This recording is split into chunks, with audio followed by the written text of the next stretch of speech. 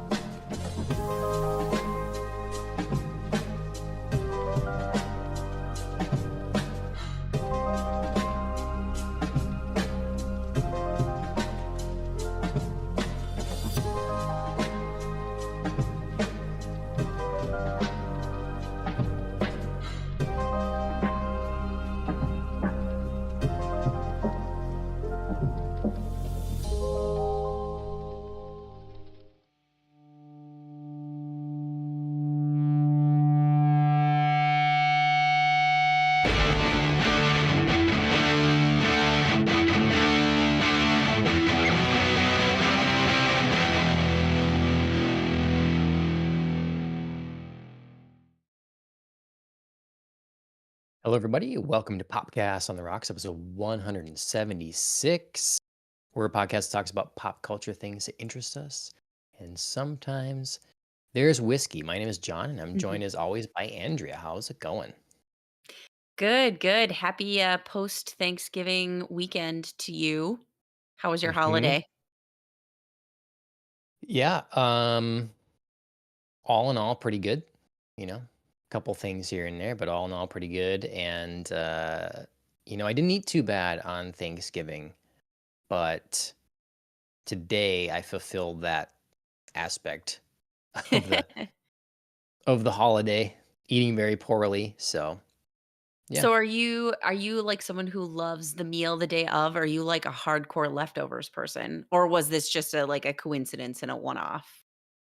Well, 'Cause I feel like some people have typically strong feelings about, like, "I like the meal fresh made," and, like, other people are like, "The leftovers." Like, "I will eat as little as possible day of, and then I'll, make my, mm, like, turkey hash or turkey sandwich, now mhm, turkey, like, waffles," and, you can make, like, the waffles sure. out of the mashed potatoes and stuff, like, all kinds of creative stuff you can do, but I feel like that's some people's jam, that's what they live for. I'm in the middle there somewhere. I mean, I think one of the best things about Thanksgiving is all the sides and then having the leftovers. So Okay. but I don't I'm not like, "Oh, I'm gonna skimp on the day of," necessarily. It's nice to have those combinations, for a few days afterwards. But when we don't host often, we don't have the same kinda leftovers. So, that's where we Okay. sorta, like, made another Thanksgiving meal today. So, Okay. we Is would it and will is it now the we stuff will that now you have like? leftovers. Yeah, I mean, it's just all the, like, typical stuff, so we got turkey and mashed potatoes and gravy and Mhm. cranberry sauce, and, we made sort of a savory bread pudding, so it's kind Oh, of a sure. placement for stuffing, Mhm. and, yeah, good bread and then some dessert, so, yeah. Nice. Now I'm happy because otherwise, I like, come home, it's the next day, I'm sorta sad. It's like, "Well, I had good food yesterday, but now I can't, Where's all my partake." delicious food today? Yeah. Yeah. Yeah, how about you? Are you do you feel strongly about that sort of thing? Um, I'm kind of in the same boat as you. Like I am aware of times past where I have like overindulged on Thanksgiving because I love everything like, ready and hot and fresh made the day of. But in recent years I've been a little bit more judicious in my eating. Especially when there's like appetizers and stuff. And it's like, nope, nope, nope, keep it away. So I can enjoy the food that I want, but then like have lots of leftovers. Cause yeah, I feel like Thanksgiving food is great reheatable food. Like it Yeah. still tastes whatever it is, it's still good like for Yes. days afterwards. So yeah, I love it. Absolutely. Great. Well, yeah, I mean, food aside, I hope you got to Mhm. spend some family time. Hope all you out there got to spend time with your family and stuff. Mhm. Especially if you're in the US and celebrating. And So watch we'll some talk. football. Yeah, we'll maybe talk a little bit about, other things that have occurred over the Thanksgiving week and weekend here. Um, but before that, we'll have drink holidays we got to talk about, and then Mhm. the big deal of the show, that you can tell by the title, is Dune Prophecy. So Mhm. we've talked about Dune the movies, the latest movies on here, but now there's a TV show on HBO Mhm. Max, and the first two episodes are out. The third episode drops tomorrow night, and so we'll get into those first two episodes here. But yeah, I got our weeks and drink holidays. It's a good week for drinking, right? Yes, that's what they say about Thanksgiving. It It- is a heavy drinking holiday, which, on the okay. surface, it doesn't seem like it, but, boy, the memes, and things I've seen going around about drinking around Thanksgiving, I think there's, like, a buildup of culture now around, like, "Oh my god, there's so much, like, family together time, and there's nothing else to do," that, like, people cope with, like, you know, Mm, awkward family interactions at Thanksgiving by drinking, and now it's, like, building up into a huge thing. So, mhm. yeah. See, that's it. I was trying to tell someone. Sorry, but before we get into No, drinks no, here, no, I was go, trying go, to go. tell someone at the gym that I don't think and I didn't explain it that well, but I don't think he grasped what I was saying about I don't have the ability typically to even be a part of what the memes you're talking about would allow. Like awkward interactions, that sort of thing. Our family stuff is so small Oh, and it's sure, just so yeah. familiar. It's not like Mhm. everybody, it's all the memes of like the whatever crazy uncle coming over and Mhm. saying some. It's like the wife saying, just keep the whatever down, over the family dinner, and then 15 minutes later, launching into Right, whatever. I don't right, really have everybody's yeah. any of those things because everybody knows what everybody thinks, and it's just like so small now. So, do you have Yeah, the fortune slash misfortune? I'd say fortune of like having the potential for something awkward and exciting, or is it just like, sure. Yeah, I mean, I feel like not as much anymore. I feel like part of those like memes and stuff is around like how much extended family comes to Thanksgiving. And I don't really have that so much anymore. And also in prior years, I definitely had this happen, which, also people makes people turn to drinking, which is like the questions, the life step questions. Oh, you come home from Mm, college. Are you seeing anybody? Oh, is sure. it serious? What are you going to do with your life? Like, oh, when are you getting married? When are you having kids? All of the like Right. really probing, like, borderline nosy and inappropriate stuff. Um, that you'd be like, "Oh god, like, here I go again with this round of questions, better, grab Mhm. that 3rd glass of wine." I don't have that anymore 'cause I'm Yeah. married, I have children, like, I Yeah. have a career, What like, other there's questions? nothing. Yeah. Right, there's nothing, like, surprising anymore. Mm, There's no mystery left, I guess. So, I don't have to deal with, like, the barrage anymore. hmm. Though I Yeah. did I did sadly, and this isn't quite on my family, but it was, like, a little bit like, "Oof, boy." Um, the girls weren't able to make it to my family Thanksgiving this year. We went to both our families, and mine, held theirs during the girls' nap time, Mm, and I was like, "Ugh, sorry," with, like, both the girls being on, same nap time, like, that's just really bad idea to try, like, have dinner, and have them not yeah. nap at all. Um, as we both know, that's a rough Mhm. day. And, so I did get a lot of like, "Oh, I wish the girls could make it. I wish the girls could make it." And I was like, "I understand." And then by like the 12th time somebody said it, it was like, "I get it. I am aware that you would like to see my children." But we're gonna try again. Hopefully, they Mhm. won't be napping forever. So, Yep. Yep. There's time for more get-togethers. There's Christmas right, around the right, corner. Mhm. right, exactly. Let's plan meals at a different time. Exactly. Let us all gather and eat and make excessive food. Um, Mhm. yeah, at a different time a month down the road. Yep. As Yep. my aunt was saying, it was really funny, we sat down to Thanksgiving and, it was this big, beautiful meal, so many different things, table all set, and, like 15 minutes later, we were all like, "Well, that's done." So much work and planning and, getting the house ready, Yep. everybody, coming in, and it's just like, "Well, that was dinner." Yeah. We always do it early, so I feel like it's never done. I mean, even when we're not hosting or whatever, because then it's like still getting the scramble to get stuff ready and then eating, and then there's kind Mhm. of people at a different pace of eating, and then it's Yes. sort of dessert, and then people hang out, whatever. But you gotta kind of clean up to be ready for then putting out snacks and later stuff, and so Yes. Yep. So yours sounds like an all-day kind of marathon going on. yeah. So yeah, well, like Like, we went everybody to gets my ready to do the whole parents. day. Yeah, we went to my parents, and then kind of before lunch a little bit, had lunch, and then the kids napped there Okay. while we all visited, and then they got from nap and played and stuff, and then snacks and whatever, so, Sure. Sure. yeah.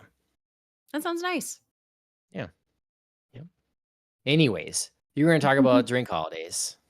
Yes, luckily the drink holidays this week are short. They all feel pretty related. There are 2 wine holidays. November 20th was Zinfandel Day. 21st is Beaujolais Nouveau Day. Again, breezing right through that. Hope I'm saying it right. But it's basically like the wine that's like the first opened bottle of the season. It's like Okay. new grapes, new wine, and it's, like, originated in France, and I was just, like, looking it up a little bit because I was like, "I forget this every year what this is." But Yeah, it's like opening the first bottle of the season, and it's a particular day that they all celebrate. So, cool.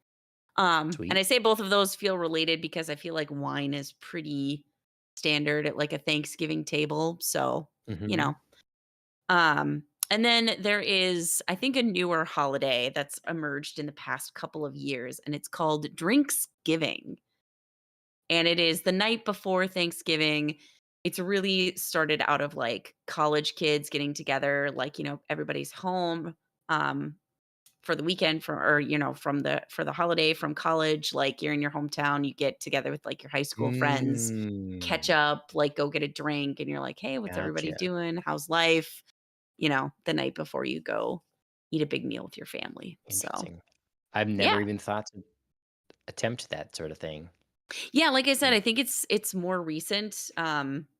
It also, I think, is variable depending on whether or not you enjoy seeing your friends that you had in high school.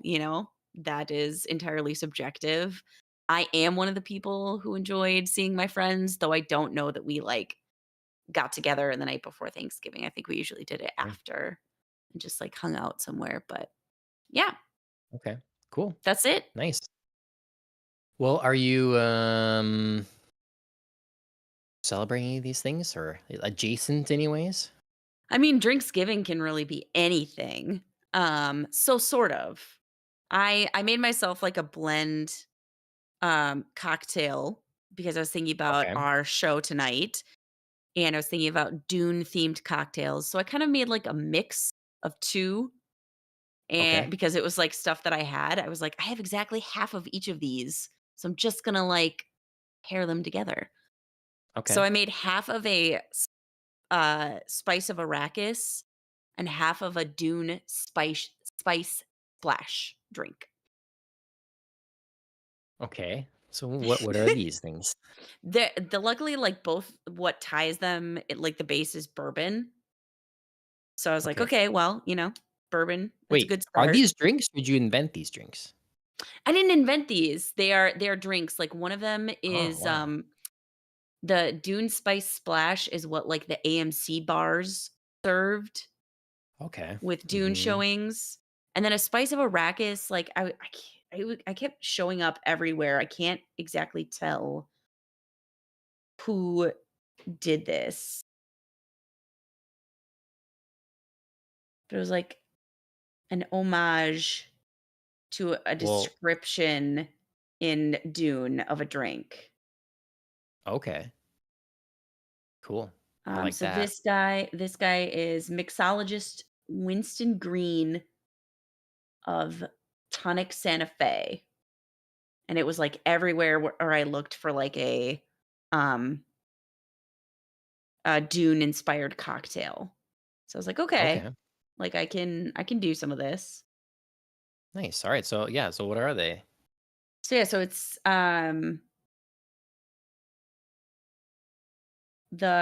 got whiskey, um, a liqueur, a blood orange liqueur, apple, like apple cider, and Okay. then sherry, bay leaf bitters, and spice melange for dusting. Oh, So yeah, that is the Sands of Arrakis. And then where is the spice splash? the bay leaf. I did not have that. Mhm. So Okay. that's part of like why No. I was like, I can't do this. This isn't gonna work out. So the spice splash is Maker's Mark. They're very specific about that. Midori, pineapple, and top with Sprite and float with cranberry and add a dash of bitters. Okay. Hmm. So I did most of that. I did not have Sure. Midori or pineapple, but I had bourbon, I had cranberry, Sprite, and bitters. And then I also did, and it all sank, so you can't see it now, but I did some like Goldschlager in there because I was like, oh, it's gonna look like little spice Oh, flecks. So yeah, and both of nice. them top with orange. So Cool. cheers. Yeah. Yeah. Cheers. The orange sort of reminds me of like looking into the mouth of a sandworm. Yes. Little spokes going inside. Oh my So I gosh, hope. look at yours. Well, no, I It's so hope to cute show and this off little. better later because I put my own spice melange in there and it's all Nice. sunk to the bottom. I know, It, right? I was it just would have thinking that. been, yeah. So I'm hoping as this gets down there, I can jostle it a Yes. bit. and Right? get some Give it a little proper, swirl. yeah, proper, because it looked pretty cool to begin with. But I went very, very simple here, and I just, it's just a peanut butter whiskey Mhm. and a low club soda. So Dig it. the fancy bit was supposed to be the spice melange, and then it all sunk. I So know, right? Such a sad occurrence, but yeah. Cheers. yeah, cheers. As if I haven't had enough sweet stuff this weekend, I choose peanut butter whiskey. But I so that was the, one part of Thanksgiving that I didn't get because I had to leave Mm. my family Thanksgiving to go to Chris's, so I missed out on, like, the, pie because we took a Right. pause after dinner, so I missed out on that, and then, I got to Chris's family's and someone had been supposed to be, like, given a pie, so he was like, "Oh, I'm just gonna, like, bring that or whatever," and that person never showed up with the pie, so we had no pie. I had no pie on Thanksgiving. It was a very sad affair. Wow. Yeah, Mhm. you should have taken some with you from the first party. I know, but I I was like, boxed that "Oh," up. like I know, like, I was like, "Oh, I'm being so judicious and smart because, I'm not gonna eat Mhm. pie Right. here, so then I won't be over full later," you know? Hot damn, shoulda done it. Whoever that is should be kicked out of the family. That's if I mean, look, at our thing, we have way too much dessert because everybody Sure, wants to bring a dessert. It's like, "Oh, we wanna bring something? Okay, I'll bring a dessert." Everybody says that. sure. I guess it's, I don't know, more fun or whatever. Um, People find it easier or something, whatever. So, we have tons, but if you are the one that like, there's one person and you're Yep, responsible for bringing that, yep. that's an important responsibility now. Yes, I it's mean, like, that's it. yeah. 'Cause I told Chris, I was like, "Oh, we could, like, offer it," and he's like, "No, no, no. No, they said they've got it." Um, Wow. so yeah, Mhm. yeah. 'Cause we You have to tell bring me green later who bean that is. casserole. Okay. Yeah, Yeah. you'll laugh about it. Um, but yeah, we bring green bean casserole because that's one of my favorite dishes. I make it Uh-huh. a little bit differently than other people, and I love, like, fresh beans. I cannot stand, like, canned, smushy, Okay. ugh, you know, Okay. half Interesting. brown color beans. So, like, that's Hmm. my jam. That's what I love. I make it a very specific way, and I've now forced it upon everybody. I wonder if I've had it. You bet I wanna try this now because I I don't mean, have many 10 bucks says complaints you about. have. Right, probably. It's just probably been like a decade. Right, I know, right? It's been a while. We actually were talking about, our Friendsgiving that we used to do because someone was asking, like, "So how does a turducken work?" And I was like, "Oh, let me tell Mm, you, and then let me tell you about yeah. Sherpumple because I know this." Mhm. So, yeah. Right. Yeah.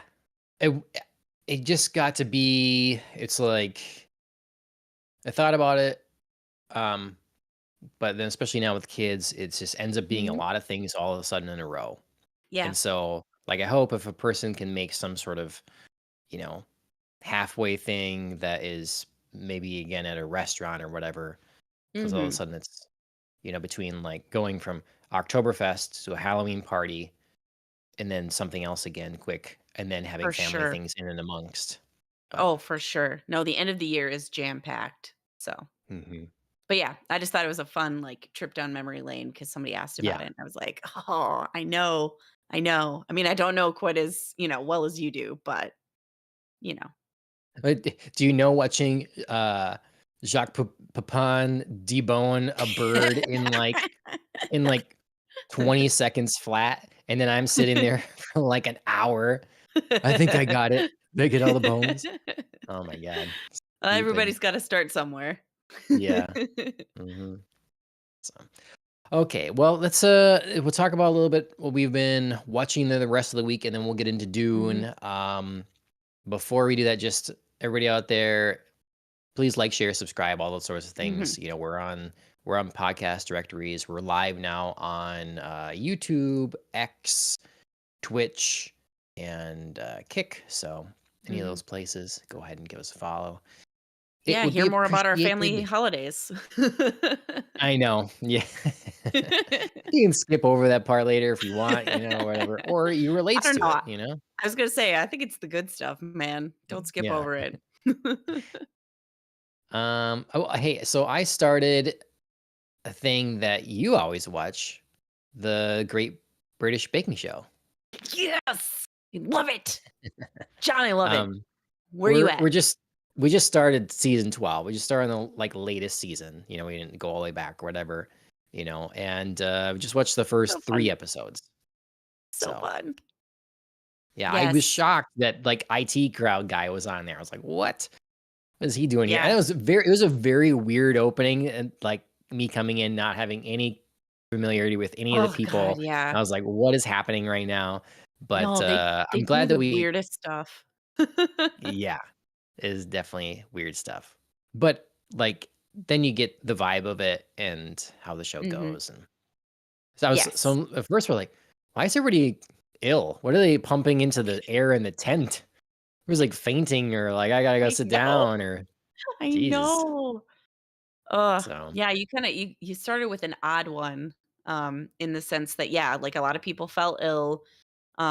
You get introduced right away to, like, the concept where, like, if somebody falls ill and can't make it, they do the, like, nobody gets eliminated, and then it's, like, double elimination the next week. mm, But then they didn't have okay. to really do that because the guy, gets sick Yeah, again and, it's like a whole kind of forwarding mess, but yeah, yeah. I don't weird. wanna give it away for, like, people who may Yeah, be still watching it, but, it does get messy when people get sick, and so it is yeah. hard to, like, kind of get in that rhythm when Mhm. that's what you're introduced to right away.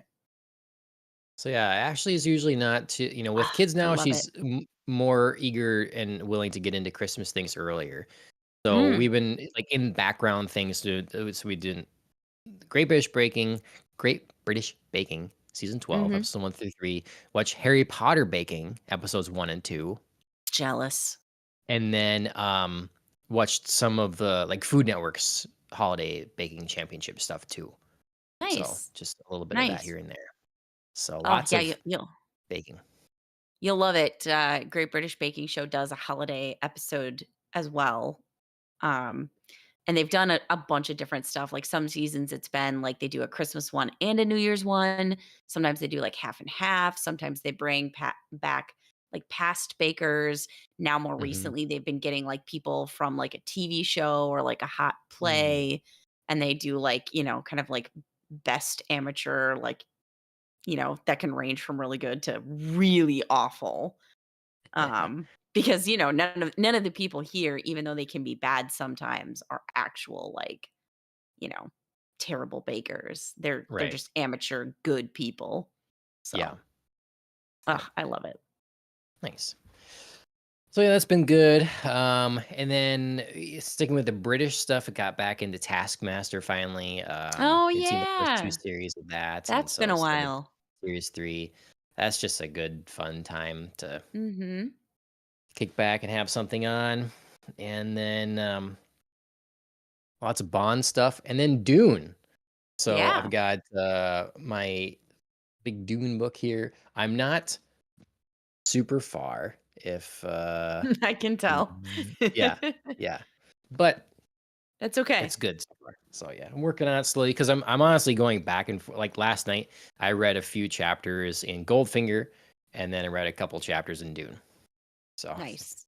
it's back and forth, but yeah. Um, that's about it. That's about it. I see in your list, it also looks like, you were busy with other things. Indeed. Yes. Yes. When you have a partner who is off hunting for the week of Thanksgiving, and you are solo parenting, there's not a lot of just like downtime to watch TV. And Yep. if there is, it's kids TV. Yep. Um, so yeah. So basically any screen time I've had has been child screen time. Notable exceptions are football, of course, on Thanksgiving, Mm. because that's a given in my household, and, the Packers played on Thanksgiving, so had to watch that. And then, yeah, Oh, they did, just huh? Okay. they did Was at it the night. night game? Okay. Yep, they Right. did it at night. They played the Dolphins at night, and Tua emerged without a concussion, which is a miracle on Thanksgiving, as insider sports people will know. Good God. Did the Um, Packers pull it out then, or they did, they did. They beat the Dolphins, okay. as they should have. Um, Okay. so no big worries there. Um, yeah, it was an interesting day of football. Um, Yeah, I watched the middle of the day game or whatever, the and, Cowboys and the Giants? um, Or are you no, talking the Lions.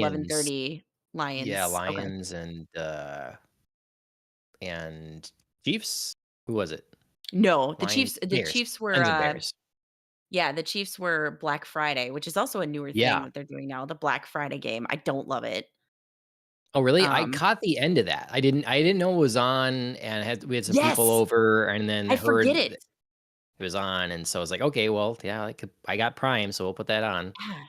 I forget it all the time, and then I come in, like, halfway, or it's like when they do the Saturday games, they do that, like, one random Saturday a year. This year, they started, the season with the Packers in Brazil on a Friday, and I was like, "What?" Like, I mean, I paid attention because it was the Packers, but it's just not what Mhm. they generally do, so I forget all the time. Yeah. But Well, I yeah. really thought the Bears were gonna manage it there, Oh but, my god, um so many memes about the clock mismanagement at the end of the yeah. game, and, I mean, totally predictably, the Bears head coach has been fired, so he's Ah, gone. okay, okay. Eberflus, he is Huh. gone. You mean when it's right at the end of the game and you have a timeout left and you don't use it, that's not a good call? It's so weird. It's so weird. It's like anyone would make that call, except he was, Yeah. like, gonna be bold on Thanksgiving and Yeah. not make it. Uh, We're gonna find out he's a okay. plant from the Lions. Yeah, right? Mhm, mhm. That's what my Uh, brother-in-law would say, "Well, the Lions were supposed to win, so they did." yeah. So, Yeah, yeah. they're continuing their dominance, so nothing surprising on Thanksgiving there. Yeah, I think all the kinda, like, hometown Thanksgiving teams won. It was Okay. Detroit, the Cowboys beat the Giants, which, again, they should have because the Giants are terrible. Um, and the Packers beat the Dolphins, so Okay. Alright. worked out. But yeah, that's basically my week. Football and Dune. I snuck in Dune, which they Nice. are long episodes, so I feel good about it. Yeah. No, absolutely. Again, we get spoiled, so we'll move into that. We'll start talking about Dune. It is weird to think about, but I say it all the time. Like we're a television series. This is supposed to be, I think, just 6 episodes. But again, Mhm. if each episode is an hour, you know, we got three It's a mini movies on our movie. hands here. Mhm. It's it's we're a plethora of content. Yes. So Doom Prophecy, I had been looking forward to it for quite a while, but Mhm. worried. It's sort of that thing I said before with even with the Penguin, whereas I think that the Batman is so well shot, that is it going to be distracting to see a TV show that Mhm. TV show budget, whatever, Right. and so I thought for sure with Dune, again, one of the best looking set of films. How is the TV show going to be? And then it's based on stories that aren't like Frank Herbert's stories. Mhm. Mhm. Um, so worried, whatever. But all of a sudden, Yeah, here it is.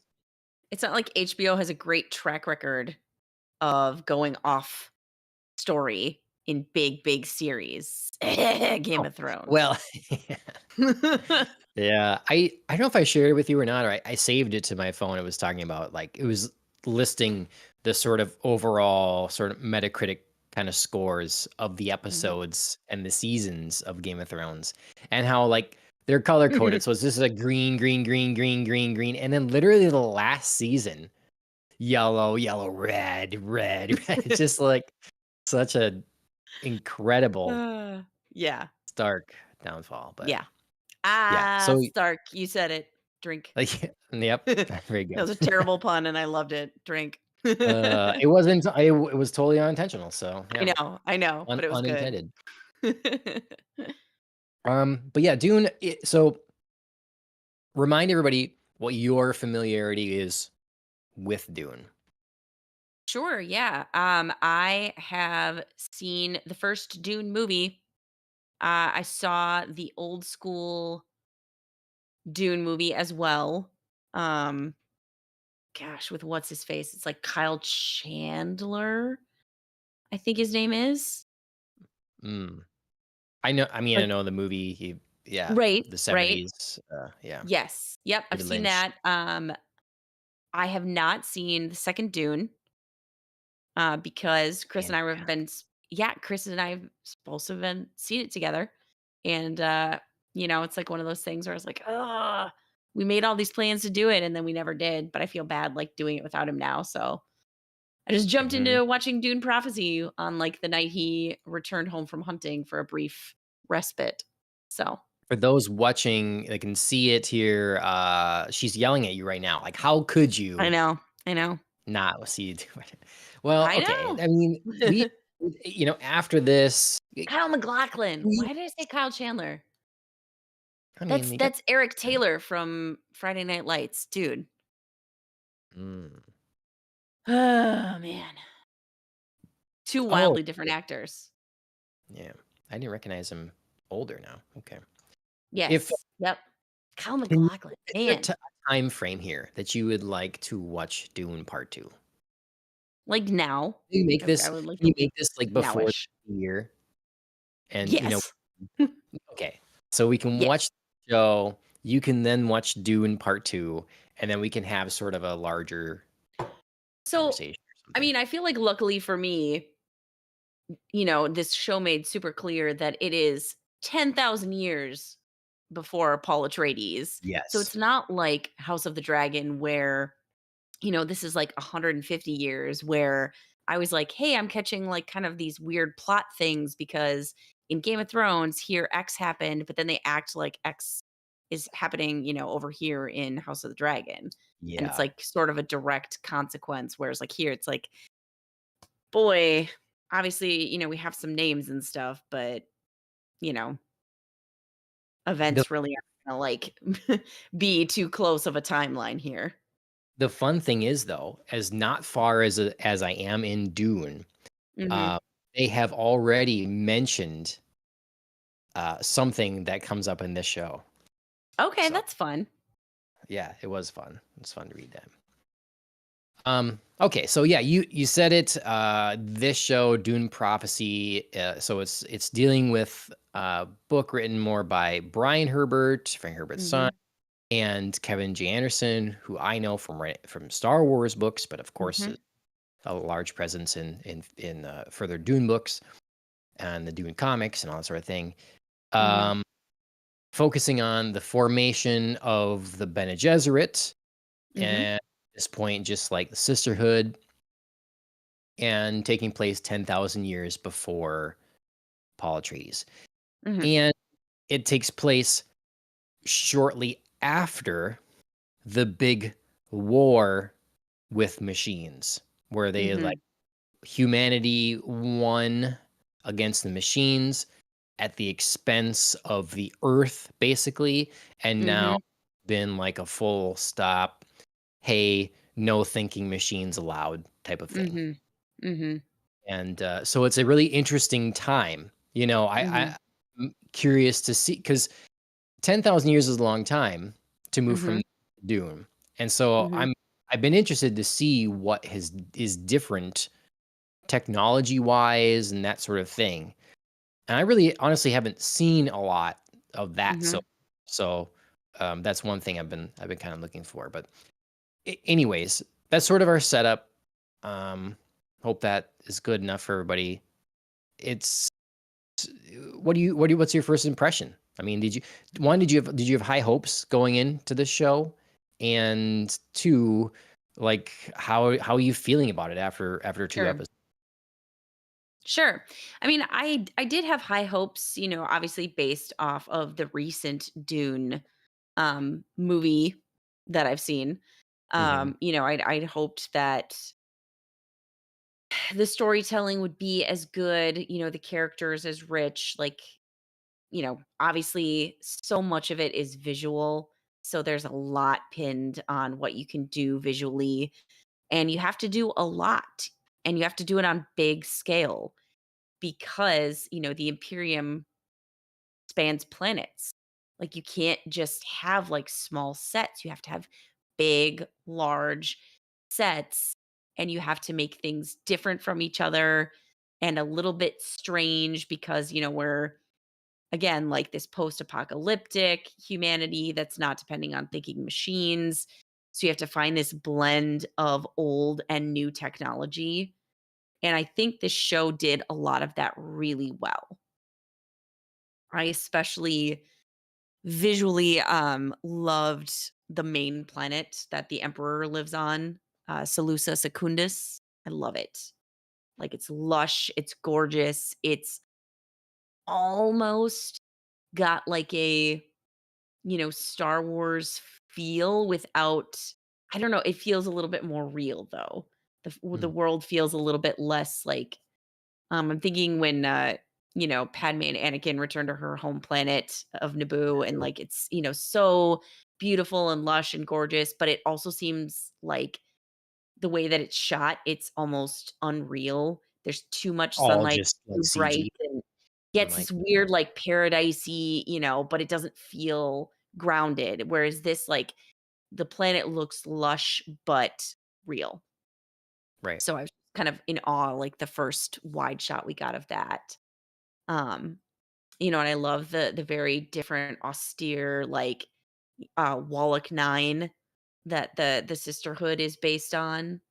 I think that's, I think all the color is it's done well to match everybody's kind of, like, feel, personalities. Like, there's just, like, a vibe that people give off. I'm loving it. Nice. So, Well, yeah, I great. love the world building. I am TBD on some of the storyline. I like most of the characterization. Not that I like all the characters because I saw your note about, there's not a lot of good people here. I Mm, agree with that a lot.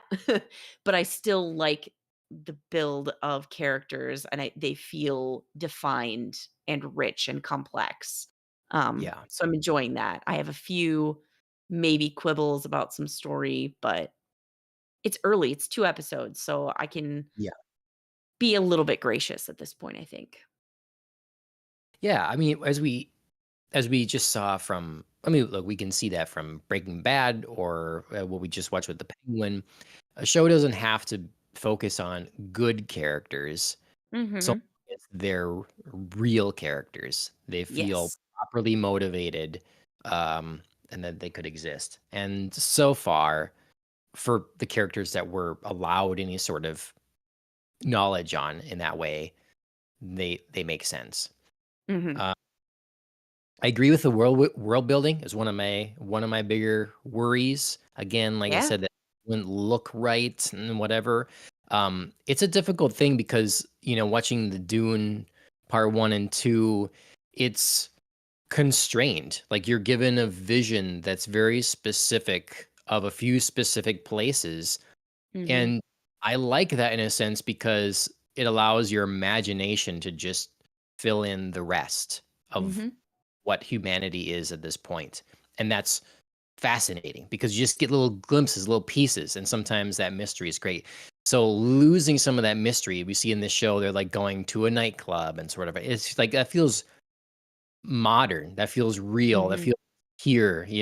And so that changes the vibe of what I Yes. would normally be vibing with in Dune. But it's also real. You have to understand there's people and civilization and things. It's not all the sands of Arrakis. So, Right. yeah, I've Yeah. liked, I've ultimately enjoyed what we've seen there. Yeah, I kind of like that, in these first 2 episodes, we're not really dealing with Arrakis visually except through this, like, recording of the attack that happened, you know what I mean? Like, we're not Yeah. so much of, like, the Dune movies is Arrakis, and it's clear that this show is still centered around Arrakis because that's what fuels the Empire, but I like that we're not there. I like Yeah. that everything is happening away from there, you know? Yeah. And I think it's a smart choice to have that done, and I think it would be a mistake to then, like, spend more than a few sequences, scenes on Arrakis ever in this show. Like, Mhm. I hope they don't do, like, a full episode on Arrakis because this is different. It's so clear that Arrakis is still important, but I don't think you need to visually be there and then visually compete with the movies. Yep. Yeah, I agree. I also think that this is the perfect companion show to what we have in Dune right now, because I was just listening to Denis Villeneuve today about on a Mhm, podcast talk about, how does he manage adaptations, and like how does he, and the questioner's thing was, how do you do it so well? He's really like, you can't just take a book like Dune that's so massive and just try to like literal adapt the whole thing. It's just not going to work. You want to get all the nuance and the depth and mhm, everything from the novel, you won't have it. And if you try for that, it's impossible. So you have to find the thing that you're gonna ground it with, that you're gonna focus on. And for Denny, it really is like the Bene Gesserit. Like he said that mhm, in multiple interviews about how he feels that the Bene Gesserit is so important to what Dune is. Um, and so he brings that forward more than you might see in other adaptations. And so the idea of getting kind of an origin story of that, I think, is just that alone is it's a good this is the perfect place to tell another mhm. that can enhance the films as Mm, opposed to just complete offshoot or whatever. And yes. I like I like where we're at. Agreed. Okay, so yeah, with 2 episodes, I am so far I like the casting, I like the sort of catch up, sort of exposition that we get. It does. Oh, you don't like it? No, no, no, no, I do. I was just thinking at the beginning that I loved it because prophecy is such, and I wrote this, it just, like, came to me. It's such a great expositional roadmap for a show. Because a prophecy is like a foretelling, so you're giving people, like, clues about what's to come. You're really road mapping a story and, either setting up an event for us to understand that your characters are going to, be players in. They're going to want something to happen or want something to not happen, so you're setting up, like, opposing forces, or you're setting up a person, that people are going to, like, gravitate to, be against, you're setting up a protagonist or an antagonist, whatever way you're doing it. Prophecy is awesome. Like, it's such a great way to signal to your audience what you're going to do. And prophecy is traditionally like piecemeal. There's not like some sort of like, when we see prophecies shared cinematically, they're not like long and they're not full narration. They're just like bits and pieces. So you can do these like bits and pieces and just give a little bit of like kind of fragmented exposition, which is nice to keep it short. And also, you don't have to work too hard to create Right. this like full thing. And your audience will just infer, oh, it's a prophecy. It should be like kind of broken. So I don't need, you know, 12 paragraphs of text explaining everything to me. I'm going to figure it out later. Mhm. So, honestly, I Right. think prophecy's, like, perfect way to begin a show, um, and in this case, obviously, we're dealing with a sisterhood who, goes back and forth in talking to, their sisters, back and forth in time, like, they're very loose with that, so I think it works exceptionally well. Nice. Just real quick, anyone that is in chat, I see some Mhm. people watching on YouTube and on X. Feel free to like the stream and jump into the chat if you have any questions or something to contribute. Yeah. Um, Maybe you hate let's prophecy openings, yeah, or you yeah, hate right. everything I just said, but Hmm.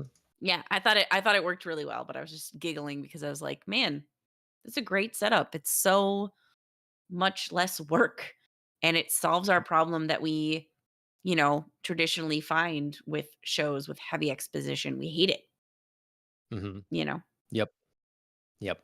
I was just talking to, Ashley today about how because in this podcast, that's why I jumped into it, this podcast with Denny, Villeneuve, that they asked about Star Wars and like what would he do with it if he whatever, and it's like he said I have no interest in Star Wars. He says that it's become so like formulaic in its own structure or whatever. It's just not interesting. And then he said way back in the day, him and his friend, that like the first two blew their mind, and then he and his friend wanted to drive to find George Lucas and tell him how much they hated Return of the Jedi because of the Ewoks.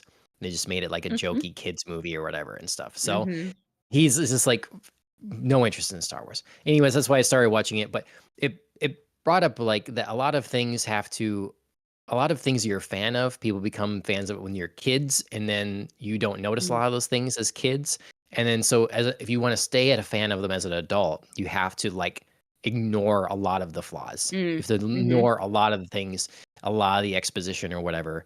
And Yeah. so new things I become a fan of as an adult. I'd rather not start out on that foot. I'm not Oh, okay sure. with that. I'm not okay starting out on the foot of like, oh yeah, well that exposition was really lazy and clunky, but I'll give the rest of it Yeah. a go. Like, no, Yeah. it doesn't need to be that. I get it when it's Yeah. for kids, Even then I honestly hardly forgive them anymore. But yeah, no, I haven't had any of those qualms here. And it can be a tough thing because it is a lot. It's a complicated world and place and setup that we have to Mhm. deal with. Um, some of those complications we've got the emperor who's not he's having a rough go of things, trying to make a new Mhm. alliance here. And we really see they lean heavily into the idea, particularly with this emperor of played by Mark Strong, Mhm. that he can hardly make a decision by himself without Mhm. the whisper of a sister in his ear, a Mhm. trusted confidant that, Mhm. will always have the answer for him. So it's a Mhm. really interesting kind of way for them to start and keep showing us how much influence this newish, I'm not sure, sisterhood has already on Mhm. the Imperium. Yeah, I thought that was a great way to, we got our whole opening setup of, the original founding mother superior dying and and kind of half naming a successor, but it was a little bit open to interpretation. We have Valia coming in and being like, I am chosen, we need to strengthen the sisterhood. She literally kills to get her way. And, we get this opening where it seems like, hey, maybe that was the right choice. Her way was the way. And the sacrifices she made along the way were worth it because here's the sisterhood having the ear of the emperor who can do nothing without them. So, Right. Yeah, and then, yeah, it's it's left kind of in our next episodes to see how that unravels because obviously we can't have something like this without complications. We can't have a yeah, story without, roadblocks. yeah. I've seen some people say I haven't watched any other real reviews, but I've seen some people say that this show is boring. And to me, like right in the first episode, we have and here's a perfect shot of it. We have the Oh, voice yeah. used to command someone to kill themselves, and Holy I guns. didn't see it Yeah. coming. Me neither. It shows like the quick lengths to which, or the deep lengths to which someone will go here to, and how much they believe in the goal here of their Mhm. founder. Like, is it how much do you think it's the belief in the goal, and how much is it like I will do anything to redeem the name of Harkonnen, Mm. and this is kind of the path, and like I don't know. Is there a seizing of an opportunity here? Like I'm not going to be put in the shadows. Yeah. I think it's a 50-50. Like, she definitely believed in, the mother superior's special project about, selective breeding and, we need to kind Mhm. of like cultivate rulers that need us. But I think also like it was like, well, believing in this is also my way, to carry that forward, but like seize it for myself too and like really build and expand upon this and make it known that it's like me who saw it into real fruition and made it happen. So I think there's a both and for sure. Mhm. Um, like her being like, this is the path that I can take that's open Yeah. to me to redeem the Harkonnen name. Yeah. Um, But yeah, no, I okay. I was shocked by that opening as well. I did not know the voice was gonna be coming out so soon, and damn, Yeah. was it effective. Like, it just, whoo, happened Yep. so quick. So Yep. yeah, I thought that was great. Yeah, we'll definitely talk about the voice later yet too. Mhm, So, let's see other characters, like, so, yeah, we've got Valia who, very determined, mhm, sees herself as the rightful successor and one mhm, to continue on leading the sisterhood here. We have her sister, Tula, mhm, more hesitant, in some of the methods or whatever. You can see her on the mhm, screen. We've got a variety of sisters and those in training to be sisters. We've mhm, got the emperor who we briefly talked about and the empress. Um, and their and children, then yep, son and children. daughter. So yeah, I mean, obviously that's a big one. The princess, um, whose sort of plot here is I'm going to marry a 9-year-old, but it's for convenience. It's for, strengthening alliances. And Mhm, I've got time to like learn the ways of the sisterhood before he sort of comes of age. And then I can kind of have the best of both worlds. Like I'll be a formidable mind, um, and we'll have a stronger family, and I'll sort of like have my side piece and our mhm. alliance, and yay, win-win, right? Yeah, yeah, she's looking to have the best of all worlds, like you said, she wants to train to be a sister so she can, do truth saying, but also, detect lies. Obviously a useful skill, so, I applaud. She's got her side piece, our sword master who's surprise and Atreides. The second that came up, I was like, "Ooh, okay, so, betrayal comes from here." Um and, yeah, then she's got the 9-year-old who, is a political convenience. But, she says something very telling. She's like, "Hey, I'm just, gonna spend some time. I love that he's a 9-year-old. I'm gonna shape him to my will and have him be like the husband I want." And she's, theoretically not wrong about Right. that. There is a sense of like, when you are a trusted adult guiding a kid, they Yeah, look you up to you and groom and you. tend to. Yeah, I know, it's so gross and weird, but and also in a way it's, like, very clear that she doesn't mean groom him, like, sexually, because, of course, she has, Right. the Yeah. sword master Atreides. She just, is going to, like, Yeah, I formulate his can mold him personality into the to her type. will. Yeah. Yeah, Yeah. Mhm. but, yes, it's still creepy, it's still not, like, a true partnership type of marriage, Right. because in a partnership, you don't just, like, create your perfect spouse. But yeah, Anyone, I if you think think that's what happens, yeah, we're telling you that's that's not not. marriage. Oh god. So yeah, so I also similarly think, Dune starts out for her on a high note, like for Valia, and then it's like these things happen and they both have to like navigate these huge complications to the lives, the visions, the futures they had planned for themselves. Yeah. Yeah. Okay. So, talk a little bit about the princess. And you mentioned, the Atreides. So that gets us Yes. into a whole, we really got into that in the second episode of Mhm. the, like, we start figuring out more of the plans within the plans and how deep the sisterhood has already worked itself Yes. because got Kieran Atreides along with others plotting a rebellion against the emperor. Mhm. And then we see that there's already a sister. So the sisterhood is already shaping and trying to manage the Imperium, but Mhm. they also try to bolster rebellion at the proper time, Mhm.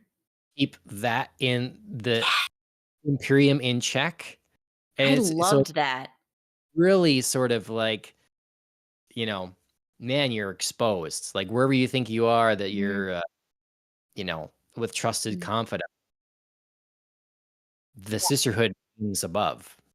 I loved that. I did not see that coming, that double agency right there. I was shocked as heck when, yeah, that sister stepped out and started talking to Valia, and I was like, "Whoa!" So yeah, I mean, it makes total sense though, for managing the emperor and to like see how they managed him into this corner where he's so reliant on the advice of his sister. It's like, yeah, like you wanted him to be emperor because you're seeing, this whole bloodline through because they're now dependent on you. So, you get a little uppity, you help him put it down. Sometimes like he gets too uppity, so you got to keep him in check. So, he's reliant on allies that you hand pick for him. It's a checks and balances system that the sisterhood is, puppeteering here. And yeah, I think it's really smart, but again, something I wasn't seeing coming. Whereas Yeah, I totally saw coming that Atreides was going to be part of the rebellion. I was like, "Well, yeah, he's gonna feel bad because he likes the princess, right. um, or, at least is liking her enough to sleep with her and have some feeling of like, when we rebel, I don't probably wanna kill her," you Right. know? Well, So, that's a low bar now. So yeah, we'll have to I mean, it decide. is, but you know what I mean? Like, they Mhm. definitely were, like, inciting each other to, like, "Oh, we gotta, like, rebel. These houses leave scraps for us. We really gotta show them." And so it's like, Yeah, time comes, he probably, even if they're egging him on, would find some way to save her. yeah. So, I I'd be interested. I don't know if the show will address it. We only have 6 episodes, but I'd be interested to know more of the minutia of like whose side in this conflict should I be on, the Imperium mhm. or the rebellion? I have a feeling we're not gonna get that because I don't think the show's really about that. But I would be interested to know, l Sure. the line of, like, they're leaving scraps from us. Well, like, what specifically are they doing Mhm, that's, like, you on the outs or you mhm. impoverished or without access to spice or, like, what is this exactly other than we're taking your word for you're being, mistreated in this situation, and therefore it's deserving of rebellion? Like, do you think we'll Yeah, have that? I mean, it's possible. We've definitely gotten some, you know, how do I put it? Like, foundation building for being on the side of the rebellion because Mark Strong is not a great emperor. He's Right. he's not great at making decisions. He's pretty weak. He's waffling, Mhm. in the times that he does show strength or like conviction of his decisions, it's not always in the best circumstances. Yep. Um so he's literally hiding, spoiler alert, he's hiding a murderer Mhm. and is kind of dubiously thinking like maybe I should kind of keep using him to kill other people I don't like. And then he tells, the father of a 9-year-old kid who just got burned alive, clearly excruciatingly. He's like, yeah, I've got this guy, and I kinda want you to just get over it. Yeah, be cool now, thanks." And it's like, really? That's, like, your big pitch to this guy who's understandably furious that his son was burned alive from the inside out is like, "Yeah, it's really tragic, but I'd like you to get over it, thank you." Like that's no, way to lead and no way to, cement alliances or, you know, a attain or retain loyalty from Yeah. people who serve you. So, you know, we've gotten some kind of weak leadership and morally questionable decisions from both Mark Strong and the Empress, who also is kind of like, hey, this new guy who showed up with powers seems pretty cool. Probably should use Yeah. him. Their son is, like the very typical um playboy who's overlooked because he parties too hard, has too much sex, doesn't seem serious about learning the ways of the Imperium and being emperor. So he doesn't seem like Well, a I don't know great if that's fair. character. I mean, I It think his characterization is very typical. I don't think that there's anything to suggest. Sorry. I think that there's things to suggest he could break free from that, but on the surface, this is his character and this is how people think of him. Like, he Sure. very pointedly says, like, "My dad thinks of me like this, my mom thinks of me like Yeah. this." So I don't think that there isn't anything more to him. I just think, you know, on the surface, they're not giving us a lot of reasons to root for the emperor and his family. Yeah. Now, it's kind of on the people of the rebellion to prove, yes, like, our cause is just and what we are doing is going to be right still. But I think there's some seeds for, kind of rooting maybe for the upheaval. Right. Yeah. About the prince here a little bit. Sure. Um, so in the slide we just saw a second ago was it was another example of like how he's dismissed constantly. He seems like would be interested in being involved, but his parents kind of want nothing to do with him being involved because they told him like, "Oh, go wait wherever." It's like, Mhm. no, he's well, he's the prince. He could be here for these sort of decisions Right. and this thing, and to at least witness that. And instead, he's like sent away, and you No, could see yeah, sorry. disapproval on his face for that. Yeah, I was gonna say it's hard to know if his partying is the symptom or the cause. Like, do they dismiss him because he parties a lot, and so they're just sort of like, well, he wouldn't be interested in ruling, or is he partying a lot because they've already dismissed him and he feels like I have nothing to do. I feel so useless. I want to make myself feel better. So is it like, Yeah. did he already, kind of do these things? And so they were like, oh, you're not taking this seriously. Or, did they just like dismiss him kind of out of hand and now he does these things to cope? Yeah. So they mentioned it momentarily in the show at some point, but in this second episode, I guess the princess tells Kieran Trades about it a little bit. I think Mm, that are kidnapping and yeah. elaborate a little bit more on that in the podcast uh, for the episode, the official podcast that I've Oh, been to. okay. I have not And heard that. Yeah, they did it with a penguin, the official podcast, and I was kinda worried about what they would say about penguins, so I only listened to a couple of them, and then this one I've just been listening to so far, it's been good, Hmm. and, they mentioned that, like, you know, she was gonna be kidnapped and, held at ransom or whatever, and her brother tried to stop the kidnappers, but was Hmm. unable to, so he said, "Well, take me with then." Hmm. So his loyalty to his sister and his love was enough that he was like, "Just take me too, that I don't Hmm. leave her alone, in this." And it was some length of time that they were actually gone, Hmm. and when they came back, it really I guess, splintered the family dynamic. It was completely different. So I guess it seems like there's probably some disappointment on the side of the kids and how it was handled and how they were left or Hmm. whatever, and, so it's a really sort of disjointed thing between the kids and the parents, and so you get Hmm. these 2 parents who are like, things are running out of control. The emperor can't make a decision without the sister. He takes on and off counsel from his wife pretty quickly, sometimes she seems in charge more than him, Hmm. And then you got kids that aren't, that felt, no, mishandled or abandoned or whatever. And so, you know, the princess forms a strong bond with the sister that then burns from an inside out. Mhm. And sees her more of a as a more of a mother figure than her actual mother. So it's a weird Mhm. family dynamic.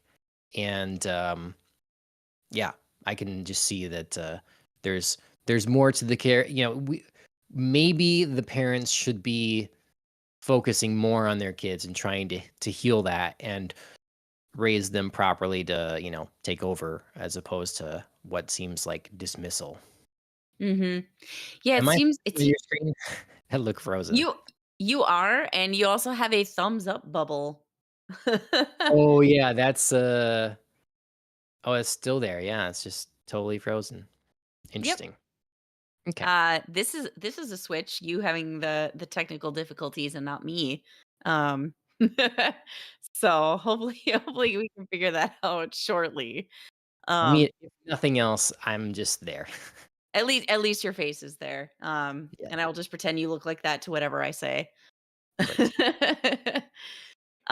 Yeah, so that's interesting that you brought that up because I did think about like what that kidnapping must have put the kids and the parents through, but it still seems odd to me that like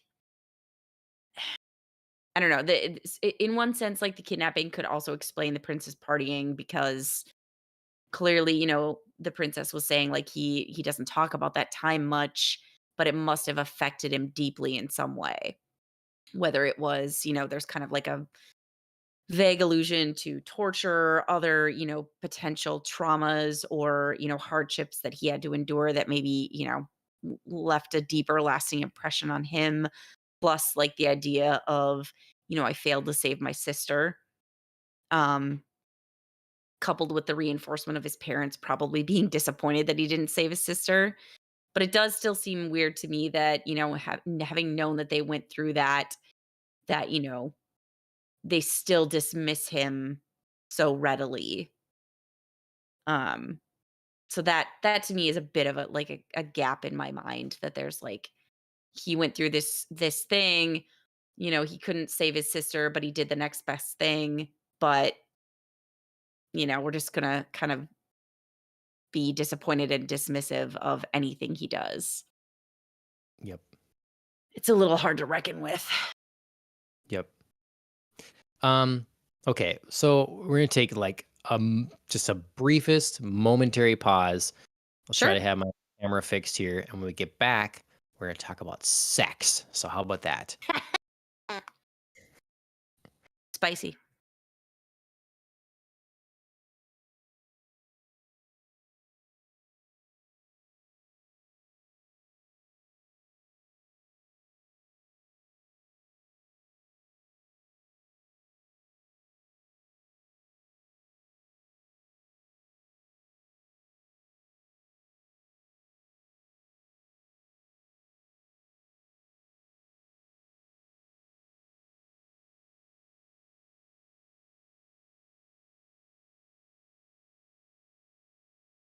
All right, all right, we're back. I am now longer frozen, and we're gonna talk about sex. So I wish it's staying on the prince here.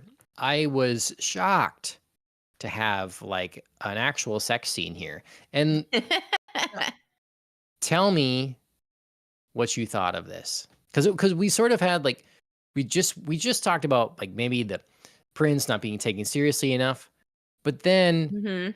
sort of pumped for information. Like,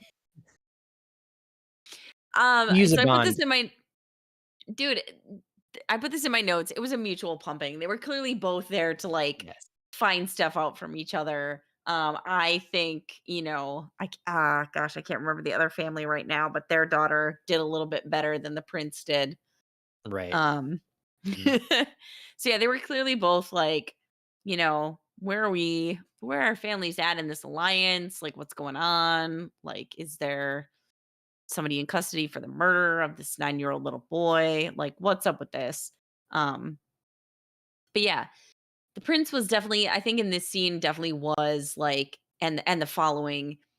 definitely was leaning heavily into the portrayal of him as a shallow playboy because he clearly Mhm. cared about his sexual reputation. So, and he clearly cared about, getting a bump of spice, doing drugs. And then, the next day in the throne room when everybody was like confronting with the information that they had all learned from this, sexy time, Yeah. immediately he was like dismissed. It was like, "Oh, you idiot. You told them stuff. Like you're so useless." Yeah. So it was Right. all very like stereotypical. Mhm. Yep. I was shocked by the scene, um, because it seems so, like, there's a sort of stereotype now that like the intimacy we get in movies is touching foreheads. It's like we Oh, can't even yeah. really kiss. We just gotta boop our foreheads together or whatever. Yeah. I So, mean, HBO's never been super shy about that, you know? yeah, no, I mean, no, but look at the now 2 seasons of House of the Dragon. Like, clearly deviated from the high sexual content of House of Game of Thrones. I mean, yes You had and Rosie running no. around topless every couple episodes. You had Theon Greyjoy feeling up his sister. I mean, like, Yeah. this show made news because it was like, "Oh, how," True. "Are they going too far? Are they doing it for shock value?" All that sort of Yeah. thing. To a big Yeah. around to House of the Dragon, yes, there's incest, but it's not nothing's graphic. Sure. There is intimate things, but there's no graphic intimate things. Sure. Except for there is a dong in the brothel scene or something like that. Yes, yeah. It's a I penis mean, dong. I was gonna say early House of the Dragon felt a little more, but I mean, they were a little more, free to show sexual content because we were still learning about the characters and we weren't in the middle of a war where, you know, if you don't kind of introduce it in the right way, it can seem very out of place for people to be Yeah. having sex while you're, gearing up for a large battle. Um, But I was actually just thinking about the penguin, and they weren't shy. There were few, you know, sex scenes, just with Sophia mostly, but they weren't, you know, like, I don't know, delicate little emotional things, it was just, like, Yeah. very raw. So Yeah, I yes. mean, So I think the I think in total, they've probably pulled back in number, um, but yeah, I think HBO's not afraid to just, like, kind of have it all bared when they feel the need. sure. Yeah, well, it surprised me, it was a happy surprise. I think they did a good Mhm. job making things make sense, like, Yeah, it was a scene that was valuable to the show, yeah. and played a part. So, the family name there, I think, is, Rachis? Richese, yep, yep. Yeah, Rachise, yes. Pruitt Richese Sorry. was the little boy, yep, yep. Yep. So, So yeah, so it's I mean, staying on the sex scenes, we also got one from the princess, more tame, obviously.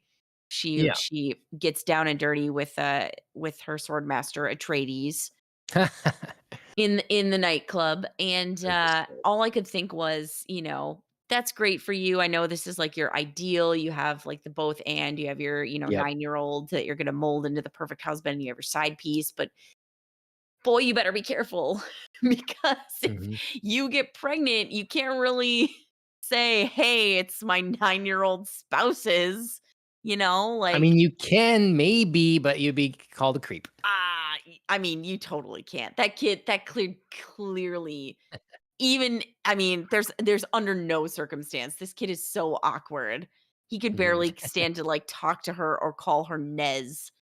There's Right. no way that he's, like, having Yeah. sex with his future spouse. So, that's all I could think of in the nightclub. I was like, "That's great, and also, please, for the love of God, kids, use protection because you're not passing this off as a 9-year-olds." Yeah, and I don't know what that's like in the Dune world, obviously, the whole idea of the Bene Gesserit later is part of the training is, like, being able to choose the, like, Mhm. gender of the child Right, and, right, like, all this sort of, like, really complicated control over the body and right. anatomy, and, so I can see some sort of thing like that, that is just, like, allows it or doesn't, but she's Mhm. obviously not had any of that sort of Right, training exactly, or whatever, so exactly. okay, we should talk about, Desmond Hart, Travis Fimmell's character, because he comes out of nowhere, he survives, an attack, he's a part of the, like, army on Arrakis, and he's telling the Emperor that this attack was not just some random thing or the enemies, it's more the enemies within, and he's pointing Mhm, fingers at, like, the Sisterhood. mhm, So we have immediately a very tense sort of like, you know, who is this guy? What's he think? He doesn't, we see the sister talking like he thinks he's telling as far as he knows, he's telling the truth sort mhm. of line that they use. Yep. Yeah. What do we think of Desmond? Ooh, he is the character I honestly have the most mixed feelings about. So, I kind of saw your comments. It's because of Raised by Wolves, isn't it? I It's mean, part because of of it. that. There is a part of it when he comes, very hard early on talking about, like, religion. I was like, "Oh, no, he's gonna be like another, like, Zealot. hardcore zealot," and it's, like, a very similar character, like, I really want him to be different. Um, Obviously, no worries that he can't do this well because he's already done this well, but I don't want HBO to be like, "Hey, just, like, slide on in here, kinda do the same thing." Right. Um, so, yeah, so I really did want him to be different, and he is and he isn't. Um he very clearly continues this sort of zealot-like projection of his character and his, belief in whatever he saw, whatever the sandworm showed him, the gifts he has now been bestowed. So, on the one hand, I really like the certainty in his belief because it does, like you said, make for really great setup to conversations with Mother Superior. And he's a really great foil for her. On the other hand, he just comes in real hot, like, I know that, I've been now put here to do this thing. I'm going to serve the emperor. He comes in and burns a 9-year-old boy alive, then tells the emperor, like, I did it for you. And the emperor and the empress are just like, I don't know. You come in, I don't know you from anything, but you just use your powers for us and it seems cool, you know. So But this it shows how is desperate they are. I know, but it is really still hard for me to get that stretch. There's moments like when they learn that he is responsible for the murder of Kasha and for them to like flip on her, especially the emperor to flip on her death so quickly feels a little off. Mm. Um so it does feel like they both just kind of like put their trust in him really really fast and as a viewer, I'm not quite convinced that, this would be logical for them to do. Um, you know, or for them to feel like he is a weapon that could be used on a mass scale to tame all the houses. Obviously Rachese's right there saying like you need my ships for Arrakis. Um, but there's clearly a idea that all the other houses are vying for power. The emperor's pretty weak, you know, is this one character, this one guy with this one power gonna be able to bring all of them to heal? I don't know. So, yeah. So his Well, character, I his motivations, like, are a little dicey for me in a sense of, like, who is he? Did he always kind of have a grudge against the sisterhood before the sandworm, and now the sandworm, maybe showed him a way to get back at them? Is this a totally new thing that he has to get back at the sisterhood and work for the emperor? Like, who is he and where is this all kind of born out of? Yeah, well, and that's why I said earlier, I think that, like, I like the motivations we have of characters for the ones we're allowed to see yet. Mhm. Like, he is largely an enigma yet, and, Mhm. we'll see how much more we get of that. I think that some of the reactions of the Emperor and Empress showcases who they are. It's so right. They're quick to turn on their advisor who's been killed now. Mhm. That says something about them. I mean, that says Yeah. like that like their hold on power is weak and they care deeply to hold it. Like things are gonna Mhm. turn bad for them if they don't manage to get this underhand. And are they thinking far enough ahead in the terms of like we can use him to tame the houses, or is it like we can manage this situation now, Mhm. and get that under control, and Mhm. and then what will come. Mhm. Um, so it's I think that It's I like the refreshing, interesting nature of how Desmond it surprised me, for a while, like, how open he is about his Mm. Yeah. ability and his kind of intent here and Purpose, stuff. He yeah. just yeah, he just sorta says it, and, that he comes out and does that is pretty shocking, and I think makes him a little bit different, and really does Mhm. make him feel like because he comes across as a much more pure character than this sort of sinister nature of his character in Raised by Wolves. Like, obviously, Mm. he had his transformation where he, like, became a believer then, but he was Right. still, like, sort of you saw the self-service nature of a lot of what he Right. did and everything. And this really feels like, "No, I have a higher purpose now, and Mhm. I'm open, whatever. I'm Mhm. telling you what I want. I'm here to serve the Imperium." Now, the question or the thing to me that is that the emperor and the empress aren't asking themselves is like, well, are we always what's best for the Imperium? Right. Like his You serve loyalty, me he's or do you saying serve is the Imperium? yeah, he's saying it's to the Imperium, and they're taking that as them, Right. but it's only so far as that's is the case. Mhm. Um, and so yeah, I don't know. I also think that maybe we'll get a little more because the Emperor seemed really really he survived the sandworm. I can't think of what they call him right now. The Oh, word in yeah. Iraq It's is like, it begins with shalud. sh shahid something, yeah. Yeah, but she seemed impressed and by that, and so like, what is her sort of knowledge of this or reverence Right. for the kind of Right. mystical nature of the sandworm and Right. all that sort of thing, and how much is that impacting her decisions here? So, there, Alan put in here, Shai Halud. Perfect. Thank you. Shai Hulud. Yep. Yeah. So Yeah. I'm fascinated. It's like Dune. The first part is very relatively grounded.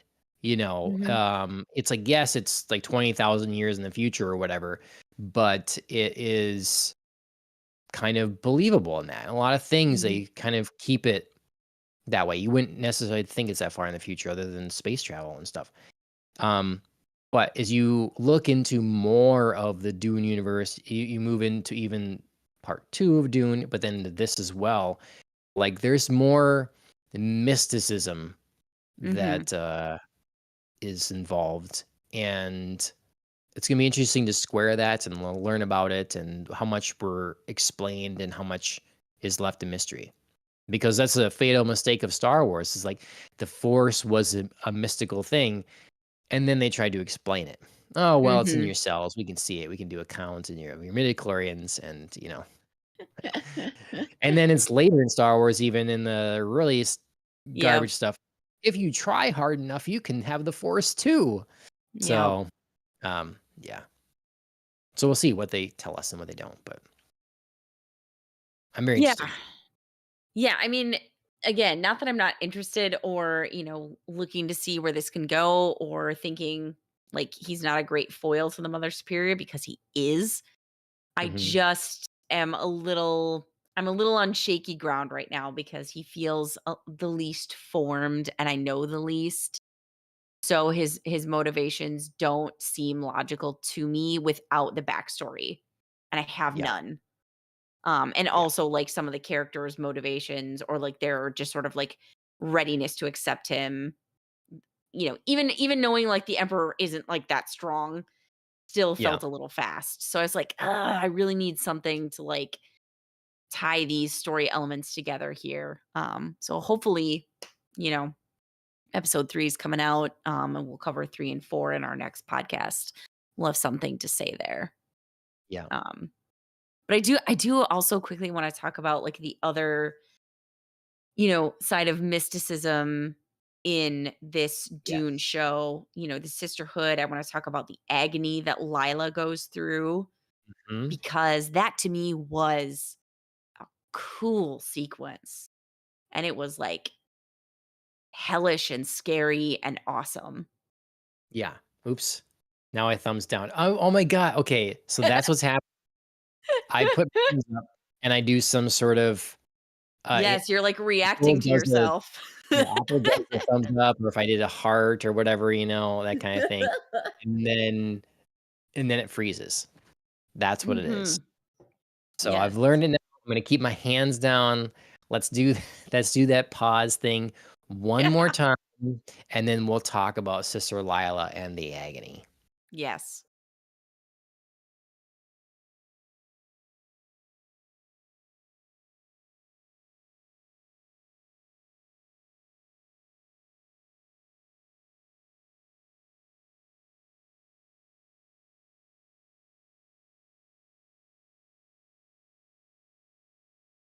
Alright, we're back. Mystery solved. Mhm. I can probably turn that off somewhere. We can stop that from happening. Um, but theoretically, I'll have my PC back head together soon, and then that won't have that option. Sure. So, okay. So, Sister Lila, the Mhm. egg, and yeah. So we have the reveal that Sister Lila is the granddaughter Mhm. of the founder of the sisterhood. And, they're worried about this prophecy that the founder brought upon them and said, "Hey, this is gonna happen," and they think they're in the midst of that, this Mhm. burning of people, and what do we do? And so something I didn't know about Dune. That's cool. There's a reason the sisterhood is just women. Like, one of the main reasons is that in this Dune world, in your genes, your you have a lot of information stored in your Mm. genes, and the historical element is passed down, like a memory is passed down through the maternal side of your Mhm. genetics. And so women that are in the sisterhood and go through the agony and survive that can access their ancestors Mhm. through their maternal side. And so the hope is here that Sister Lila can talk to essentially her grandmother Mhm. and find out what her advice, what path they should take. What more Yes. did you see in this prophecy? How can we, Yeah. s- More specifics. yeah, mm, yeah, that's the Yeah. sort of the setup. And I agree, it was a very cool horror like situation.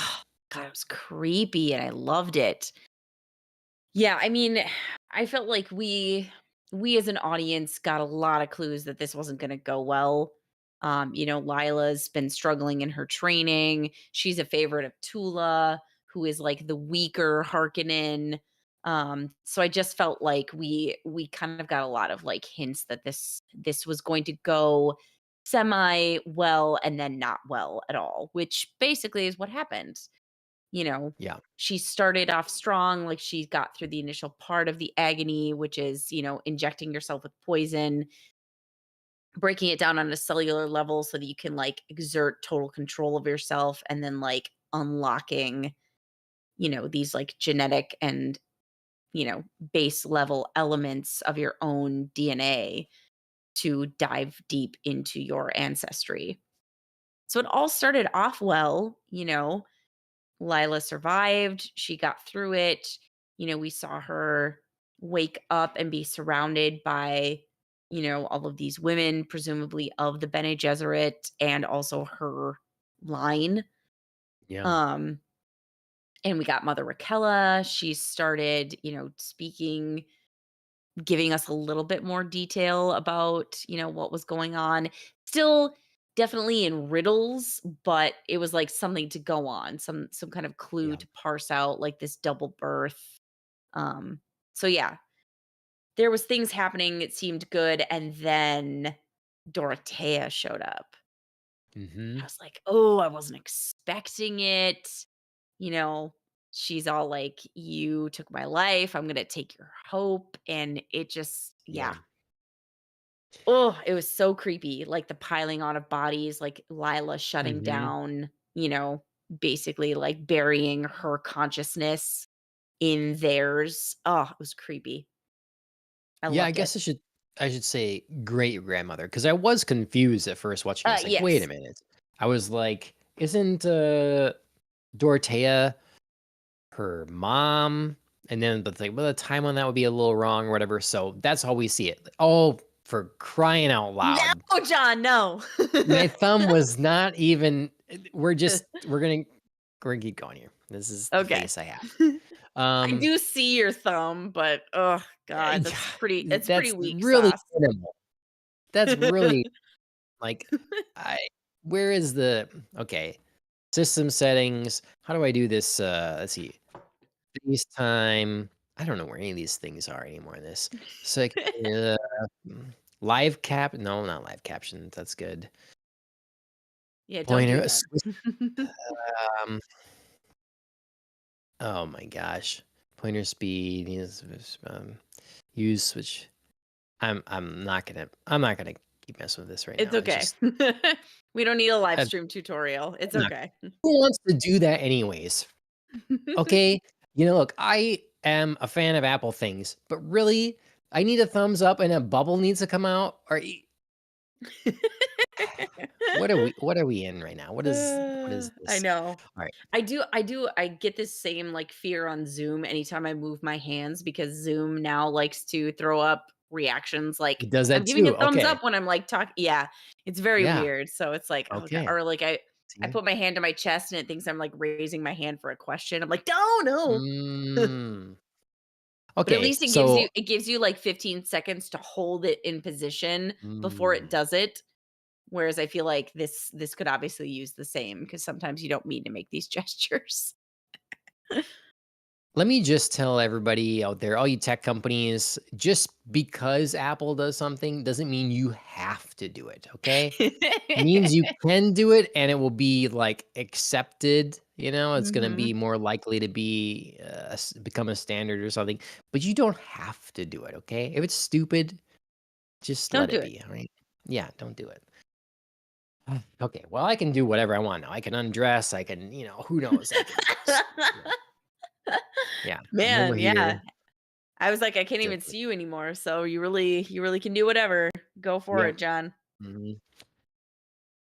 Okay. Yeah, so the agony here, yeah, Yes. with great grandmother, it was really cool. We learned then obviously is that uh Lila's mother is alive. Mhm. So whatever has been told to her, like die on Yeah. childbirth kind of thing is not true. Um Yeah. that's our big reveal. Yeah, I had suspected for, like, a hot second that Tula was her mom, but it's clear that that's not it because Tula's Right. also selling this lie of, like, your mom died in childbirth, so it'd Yeah. be weird for her to, like, peddle her own lie. Yeah. Um, Yeah. yeah, but I think that reveal signals to us that Lila will somehow come back. Okay. Sure. Yeah, I I thought mean maybe, oh, sh here she's dead, but honestly, in watching the well, the episode preview is like podcast. yeah, the Okay. preview says, like, very few people come back from, whatever state she's in. Mm, So I think she's comatose, like I said, with right. her consciousness buried by, Yeah. like, the essence of all these other women, and somehow she's gonna break free even for just, a little bit. So, something's gonna happen where she can communicate because I think that's too big of a breadcrumb to drop without following up on it. Okay. I think it'd be interesting for the show to let us understand the stakes if she was just dead. Like, I don't Yeah. think she is at this point. I do think you're right. There'll be something else that will come from it. It would be interesting if other sort of voices come through her, at some point, and Mhm. they figure out some more things, or the onlooking sisters that shouldn't know certain Yeah. things, start to learn other things, and what does that do to the sisterhood? Because as Tula had said, like, there's secrets we've worked very hard to keep, Mhm. and so are other secrets exposed in this way? Right, well, I mean, obviously, Dorothea is right there to be like, "Hey, let me show you how Valia killed me." Mhm. Right. So, yeah, there's a very clear, like, yeah, we have stuff that we'd like buried, and here it is that you're discovering right away. Yep. Yep. Okay. Anything Yeah. else we've, really, haven't addressed? There's a lot here. I think that, to me, the the important thing of this show is, it's supposed to be delving into more of the whole idea of plans within plans things. You'll Mhm. hear that line in Dune Part 2 and whatever, and I think that they're doing a pretty good job. I like some of these interactions. I like the, like, head-to-heads with, Mhm. our Desmond and Valia. Those are Mhm. great moments, and, I don't know. It has my interest. I'm very curious as how this all unfolds. Yeah, I think one of the only things just to piggyback off of that we haven't addressed is, these Desmond and Valia conversations, we culminate in the second episode with understanding that now the voice doesn't work on him Yes. because that was a big moment for her. She's definitely been fearless in her approach to him, like my tricks, my stuff, my whatever Yes. extra works, and I can still sense things, and now it's like kind of all bets are off, like, so if the voice doesn't work on him, does truth saying, does lie detecting, does any of it apply when you're having a conversation with him? Or are you I was basically just on equal footing? I thought that scene was Oh, very well so good. performed. I So good, yeah. loved how they both reacted to that. I Mhm. was also totally fooled because I saw a snippet of this moment in the trailer that she tells him to take out the knife, and he does. I'm like, "Oh, well, I know that's coming now," Mhm. And Yeah. then he totally does that, and I assume that that the Mm. voice is working on him. I totally fell for that. I did not see him playing. That's So, funny that I like, from the second he took it out, I was like, "No, I don't think so. I don't think really? so." Okay. Yeah. Okay. But See, I was like, "How is he gonna get out of this?" yeah, no, I felt like he's too much of a wild card for anything to work. So I just sort of, like, from the Mhm. get-go didn't feel like the voice would work either. Okay. Yeah. But nothing I nothing about this scene, I did have a little seed of doubt start to creep in when he brought it to his neck. I was like, "Maybe, maybe he Mhm. is struggling," I still don't Yeah. know that it's gonna happen, but maybe he's struggling with it. And then, he puts it down. I was like, "Yeah, alright, alright." I thought it wasn't Yeah. gonna work. The the tell obviously would be that we saw her in the previous episode not hesitate to kill someone that she knew Yeah. intimately. And then in this is like, well, she's going to obviously kill him, of course, right away. Right. It's this new threat, like a big, he's dead if she can do this. Like, there's no Right. reason she is possibly going to let him go. Right. Yeah. Um, I'm really also interested because I've heard, I don't know this, I think it's true that the Desmond character is not in the book upon which this Hmm. is Okay. based. So I'm very curious as like because it seems so central and pivotal to what we're watching right now as to Mhm. what occurs if he's not present. If there's like a Yeah. larger force or if multiple people consolidated into one or something, Sure. I'm very interested. Like I don't want to look any of that up now, but like as the when this wraps up, I'm interested in like looking that up or reading the book or something to find out um what that's all about. So Yeah. That would be interesting to know, like you said, if he's a composite of several characters or if this is entirely something different or new. because maybe it's Um, much more like mystical in the book in the sense that there's no yeah. like the prophecy is coming true and they have no person to like blame or look at. Sure, And so sure. it's It's just it's events like rather than a person. yeah. So Yeah, why yeah. is this happening? How is and so like and then to make it like a more head-to-head thing, more Mhm. tangible for an audience now, they Yeah. embody it. I was gonna say, especially in this, like, condensed form, it's a lot easier to have your focal point be a person than just The circumstance. universe or Yeah, like yeah, yeah. forces of Um, nature. the other thing I was thinking is when you were saying like, "Oh, the mother superior doesn't hesitate to kill somebody when she needs to, and now here, like, what would be the point of her hesitating?" It would be interesting to know. One big question I had is, like, the voice itself. It comes out so fast, so early, and how much is known about it at this point? Like, throughout the Imperium, does the Emperor know she has the voice, like, that other people have the Right. voice? Like, is this a known thing at this point, or is this still sort of like a secret of the sisterhood? Because that might be a reason to be judicious about, when she Yeah. learns right away where everybody's watching her that he kills Kasha Jinjo and doesn't just be like, "Take out your knife and kill yourself." Maybe they don't all know that the sisterhood could do this, and maybe that would, make everybody skittish Yeah. about having a That's sister in their houses. that's a really good point. That's absolutely a very good point because I do think that right now they're selling themselves as like we are truth sayers. Yep. Like we can be in your court and tell you if someone is being honest or not. Like that's Right. really what we're here for.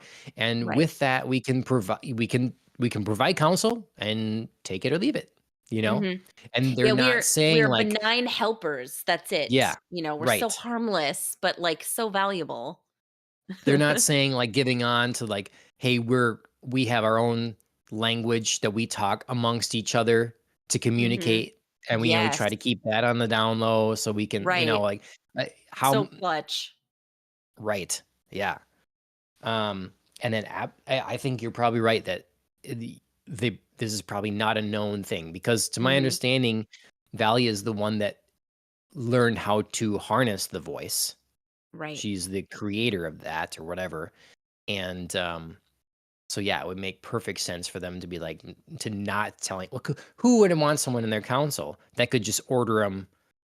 I mean, obviously, we get that later. We see 10,000 years later in Right. Dune that that still does exist, but it shows that whatever occurs, they show a value, um, that's Mhm. deemed as irreplaceable or something, or some sort of foresight that, Right. maybe they like, yeah, I don't know. Interesting. Mhm. Okay, Ooh. well, am I gonna wrap up the show frozen? I mean, I didn't wanna, like, stop the conversation again, so quickly. My stupid freaking thumbs up thing. Um, Alan, will you do, like, one more thing? We'll just, like, blip off and blip back on, and yeah.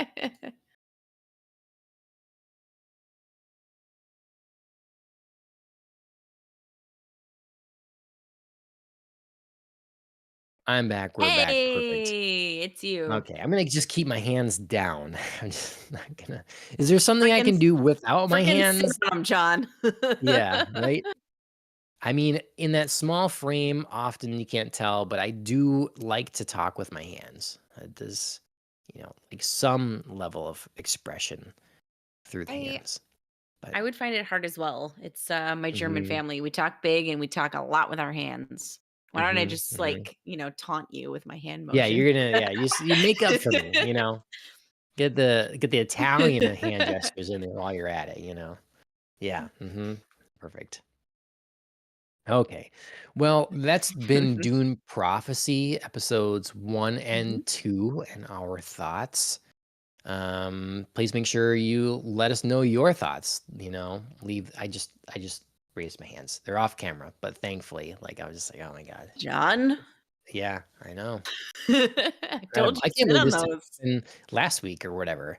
That's Yeah. that's crazy. So, yeah, we're on a lot of the big streaming platforms. We're live on YouTube now and X and Twitch and Kick. So any of those places you want to follow us in, be appreciated. That's Podcast on the Rocks. You can also find us on Podcast on the Rocks on podcast directories, so Apple Podcasts or Spotify. Video version is available on Spotify, and you can also support us on Spotify if you want as well. Mhm. Pay for restream that lets us stream to all the places all at once. So yeah. Um, Killing the Flower wrote our main theme song, so you can check them out on music streaming services as well. I don't know if they posted anything on social media in a while, but they're Killing the Flower. They're available on Apple Music and Spotify as well, YouTube Music and that sort of thing. And yeah, we'll be back. It's a holiday time now and stuff. Been meaning to get an anime episode done. We got Mhm. Terminator to talk about soon, whenever that Mhm. works out. I need to finish it yet, but I'm like waiting for people to be like, Same. "We can do it," and then I'll finish it because it's not I long. know, same. Episode. Um, and We need to then get back that doesn't to work Don to out. Don at some point.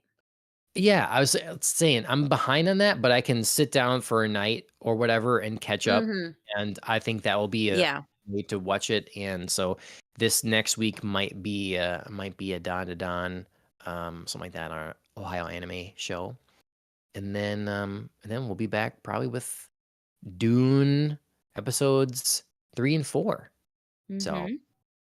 Yeah, we wait, gotta get Arcane in there somewhere um, too. wait, what? What is it? What Oh, one? new Mononoke Oh, movie Arcane. too. Arcane, you said? Yep. Yeah, we need to get back to I have not Arcane at some point. I have not started Arcane at all, but we definitely should do that because we missed out on doing season 1. Yes. Which Oh, which which is funnily enough something that I was, like, super into and you were kind of yes. late to. Yes, I was very late, Yeah. Yep. so Yeah, no, I yeah. haven't started actually season 2, but I've been rewatching season 1, Okay, because I just decided that, like, the recaps that were out there weren't gonna do it because 'cause it's been a little bit too long. okay, So, I decided to rewatch season 1, so I'm about, I think, a little more than halfway through that. okay. Well, I mean, if we want to end up doing, like, you know 2 episodes of Dune, and then a couple episodes of Arcane, and then 2 episodes of Dune, or, if we wanna do that sort of thing, we can, otherwise we need to wait till Dune's done. Mhm. I'm also, uh, highly anticipating Secret Level. It's coming out in, like, Oh. a week or something on Netflix, and it's basically like Love, Death, and Robots. It's an anthology type Hmm. series of Okay. video games.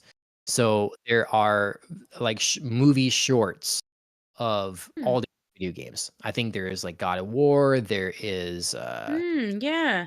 there's Mega Man, there's, Concord, hilariously enough. There's a whole Ooh, bunch. Keanu Reeves is in one. 15. Yeah.